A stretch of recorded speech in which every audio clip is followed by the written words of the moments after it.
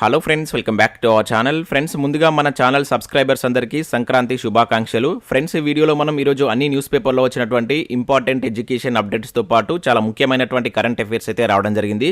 So వాటన్నిటి గురించి one by one ఈ వీడియోలో అయితే చూద్దాం. వీడియో చూస్తున్న ప్రతి ఒక్కరు వీడియోని ఖచ్చితంగా లైక్ చేయండి. డైలీ 1 to 2 hours వర్క్ చేసి దాదాపుగా 8 న్యూస్ పేపర్ చదివి మీకు ఇన్ఫర్మేషన్ అందించడం జరుగుతుంది. చాలామంది చూస్తున్నారు కానీ లైక్ చేయట్లేదు. దాదాపుగా 20,000 వ్యూస్ దాకా వస్తున్నాయి కానీ 1,000 లైక్స్ కూడా రావట్లేదు. ఖచ్చితంగా లైక్ చేయండి. సో వీడియోకి అయితే నేను 1,000 లైక్స్ ఎక్స్పెక్ట్ చేస్తున్నాను. సో ఇది ఎవరికైతే యూజ్ ఉంటుందో వారికి షేర్ చేయండి. అదేవిధంగా సబ్స్క్రైబ్ చేసుకొని చూడండి. రెగ్యులర్గా మీకు జాబ్ అప్డేట్స్ అంతాయి. ఫ్రెండ్స్, మన ఛానల్ ద్వారా గ్రూప్ 4 అదేవిధంగా గ్రూప్ 2కు సంబంధించినటువంటి ఫుల్ వీడియో కోర్స్ అయితే అందించడం జరుగుతుంది. గ్రూప్ 4 వచ్చేసి 500 రూపీస్ 6 months వ్యాలిటీ తోటి ఫుల్ కోర్స్ అయితే యాప్లో ఉంది. అదేవిధంగా గ్రూప్ 2కు సంబంధించి 1,500 సంబంధించి కంప్లీట్గా 4 పేపర్స్తో కూడినటువంటి కోర్స్ అయితే ఉంది. ఒకసారి మీరు యాప్ డౌన్లోడ్ చేసుకుని అక్కడ శాంపిల్ క్లాసెస్ ఉంటాయి. విన్న తర్వాత నచ్చితే కోర్స్ తీసుకోండి. ఇంకా దాంతోపాటుగా కరెంట్ అఫైర్స్ పీడిఎఫ్ కూడా పర్ మంత్కు 20 రూపీస్ చొప్పున చెల్లించి మీరు పీడిఎఫ్ని అయితే పొందవచ్చు. టెస్ట్ సిరీస్ కూడా ఉన్నాయి. ఇండియన్ పాలిటిక్స్ సంబంధించిన టెస్ట్ సిరీస్ కావచ్చు, తెలంగాణ చరిత్ర, తెలంగాణ ఉద్యమ చరిత్ర, అదేవిధంగా జనరల్ సైన్స్ సంబంధించిన టెస్ట్ సిరీస్తో పాటు జనరల్ స్టడీస్కి సంబంధించినటువంటి షార్ట్ హ్యాండ్ రైటింగ్ నోట్స్ కూడా ఉంది. వీటన్నిటికి సంబంధించినటువంటి శాంపిల్ టెస్టులు, శాంపిల్ పీడిఎఫ్స్ అక్కడ ఉంటాయి. ఒకసారి చెక్ చేసి నస్తే తీసుకోండి. దాంతోపాటుగా రెగ్యులర్గా మన ఛానల్లో కంటెంట్ కూడా అప్లోడ్ చేస్తున్నాం. రాబోయేటువంటి అన్ని పోటీ పరీక్షలు యూజ్ అయ్యేటువంటి క్లాస్ అయితే మన ఛానల్లో ఉన్నాయి. ఒకసారి ప్లేలిస్ట్కి వెళ్ళి చూసి నస్తే ఫాలో కండి. ఫ్రెండ్స్, ఈరోజు న్యూస్ పేపర్లో వచ్చినటువంటి అప్డేట్స్ కనుక చూసినట్లయితే మనకు ఫస్ట్ అప్డేట్ వచ్చేసి కొలువుల సంక్రాంతి అంటే ఇక్కడ ఒక అప్డేట్ మనం ఆంధ్రప్రభ న్యూస్ పేపర్లో అయితే చూడవచ్చు. సో ఇటువైపు చూసినట్లయితే పోస్టుకి 50 మంది అని చెప్పేసి ఇచ్చారు. సో ఇక్కడ వేల సంఖ్యలో పోస్టుల భర్తీకి ప్రభుత్వ నోటిఫికేషన్లు, కొనసాగుతున్నటువంటి దరఖాస్తు స్వీకరణ ప్రక్రియ అని చెప్పేసి ఇచ్చారు. సో ఇటువైపు చూసినట్లయితే గ్రూప్ 1 అభ్యర్థుల జాబితా మెయిన్స్కు 25,050 మంది, మొత్తం 503 పోస్టులు, సమాంతర రిజర్వేషన్లు, 18 మెయిన్స్ విధానం అని చెప్పేసి గ్రూప్ 1కి సంబంధించి అయితే ఇక్కడ ఇచ్చారు. ఆల్రెడీ మనం గ్రూప్ 1కి సంబంధించిన అప్డేట్ నిన్న న్యూస్లో అయితే చూసాం. సో ఇక్కడ ఉన్నటువంటి ఇన్ఫర్మేషన్ చూసినట్లయితే నిరుద్యోగ యువతీ యువకులకు ఈ సంక్రాంతి శుభసూచికగా మారింది. గతంలో ఎన్నడూ లేని విధంగా ఉద్యోగాల భర్తీ చేసేందుకు రాష్ట్ర ప్రభుత్వం కసరత్తు మొదలుపెట్టింది. సో అందులో భాగంగా 10 నోటిఫికేషన్ల ద్వారా పోస్టుల భర్తీ ప్రక్రియ కొనసాగుతుందని చెప్పేసి ఇక్కడ ఇచ్చారు. సో వీటిలో మనకు TSPSC కావచ్చు, తెలంగాణ మెడికల్ బోర్డుకు నోటిఫికేషన్ల ద్వారా భారీగా ఉద్యోగ నియామకాలు జరగబోతున్నాయి. సో వివిధ శాఖల్లో ఖాళీల భర్తీ కోసం ఇప్పటికే దాదాపుగా 30కి పైగా నోటిఫికేషన్లు వెలువడ్డాయి.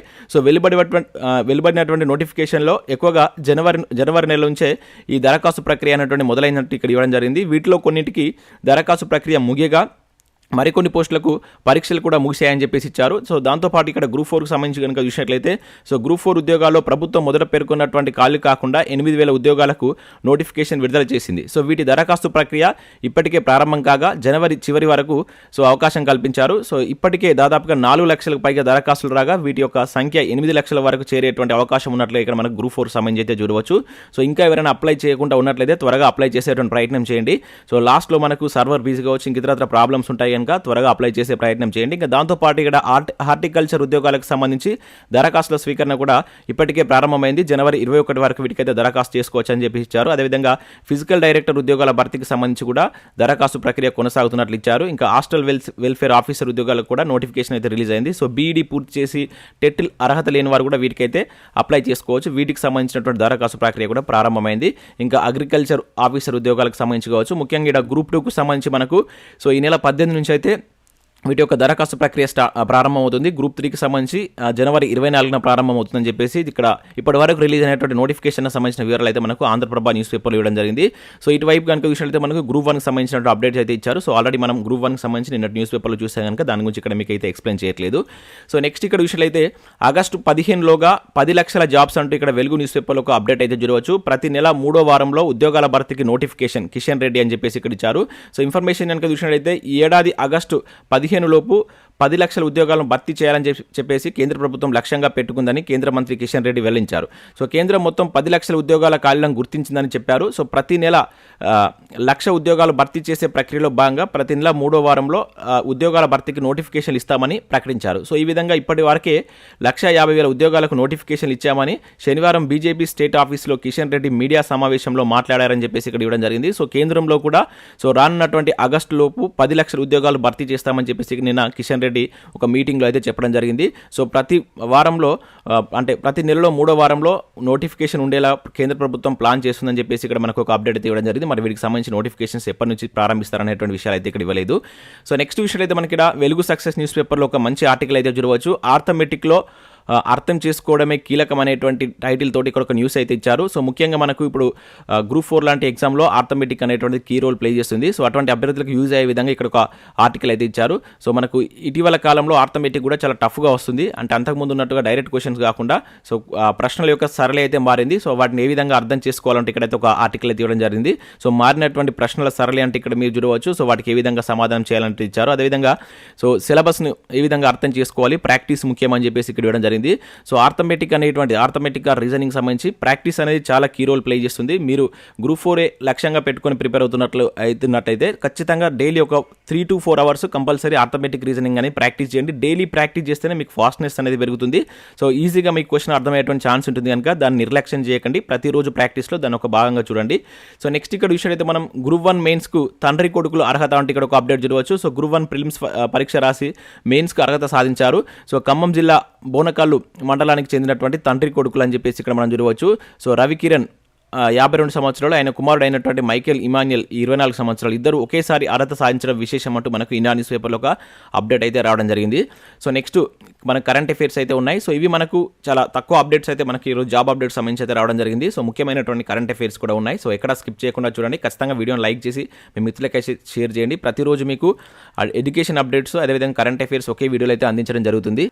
సో ఫస్ట్ కరెంట్ అఫైర్ కనుక చూసినట్లయితే వరివో సాంబా అంటే ఇక్కడ ఒక ఇంపార్టెంట్ కరెంట్ అఫైర్ చూడవచ్చు. జన్యు కూర్పుతో కొత్త వంగడం సృష్టించినటువంటి IIRR అని చెప్పేసి ఇక్కడ ఇచ్చారు. సో సాధారణ సాంబ మసూరి కన్నా 20% అధిక దిగుబడి అని చెప్పేసి ఇక్కడ చూడవచ్చు.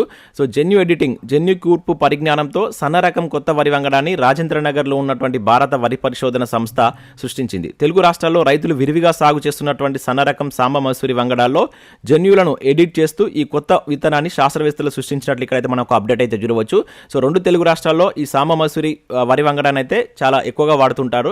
దాదాపుగా ఇది 1986లో అయితే వెలుగులోకి రావడం జరిగింది. అప్పటి నుంచి ఇప్పటి వరకు దీని యొక్క పంట విస్తీర్ణం అయితే ఎక్కువగా ఉంటుంది. అయితే దీనికి సంబంధించి రీసెంట్గా మనకు ఈ రాజేంద్రనగర్లో ఉన్నటువంటి భారత వరి పరిశోధన సంస్థ శాస్త్రవేత్తలు సో జన్యు ఎడిటింగ్ చేస్తూ సో కొత్త వంగడాన్ని అయితే సృష్టించారు. దీనివల్ల 20% అధిక దిగుబడి ఉంటుందని చెప్పేసి ఇక్కడైతే ఇవ్వడం జరిగింది.